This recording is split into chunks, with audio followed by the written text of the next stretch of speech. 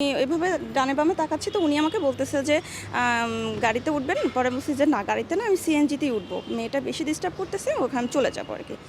তো এই কথা বলার পরে উনি বলতেছে যে আমিও তো ওইদিকে যাব, চলেন না আমরা একসাথে চলে যাই, আপনি অর্ধেক টাকা দেবেন, আমি অর্ধেক টাকা দেবো। পরে আমি চিন্তা করলাম বয়স্ক লোক তো, ওনাকে তো বিশ্বাস করাই যায়, সমস্যা নেই। তো এই চিন্তা করে বাচ্চার দিকে তাকে পরে আমি গাড়িতে সিএনজিতে উঠলাম। সিএনজিতে ওঠার পরে মানে বিজয় সরণি যখন সিগন্যালে যখন ছিলাম আর কি, তখন উনি আমার হাত থেকে মোবাইলটা নিল। এই মোবাইলটা নিয়ে উনি নাম্বার ডায়াল করা, উনি আমার নাম্বারটা নিয়ে নিল। নেওয়ার পরে এখন বলতেছে যে এটা আমার নাম্বার, এটা রাখেন, আমি কাপড়ের ব্যবসা করি, প্লাস আমার এগুলো এগুলো আছে, এই নানান ধরনের আমাকে অনেকগুলো কথা বলতে শুরু করলো। তো বলতে শুরু করলো, আমি চুপচাপ শুধু শুনতেছি, আমি ওনার সাথে কোনো কথা বলতেছি না।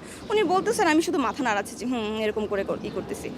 তো এটা বলার পরে ওই সিগন্যাল ছাড়ার পরে উনি আমার সাথে এরকম খারাপ ব্যবহার করা শুরু করে দিল, আমার গায়ে হাত দেওয়া শুরু করে দিল। তো আমি আস্তে করে বলতেছি যে দেখেন, হাত সরান, এগুলো কিন্তু ঠিক না।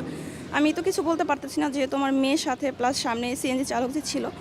তো আমি চিন্তা করলাম যে এইভাবে করলে বাচ্চাটা তো ভয় পাবে, প্লাস এখানেও মানে জড়জীর্ণ হয়ে যাবে, মানুষের সামনে চলে আসবে, জিনিসটা মানে খুব বিচ্ছিরি হবে। তো এই জন্য আর কি আমি কোনো রকমে সয়ে গেলাম। তো গাড়ি থেকে যখন আমার গন্তব্যস্থলে পৌঁছানোর পরে আমি যখন গাড়ি থেকে নামার পরে উনি আমাকে বুঝাচ্ছে, হ্যাঁ, যে এগুলো কোনো কিছু না, আপনার আমার খুব ভাল লাগছে।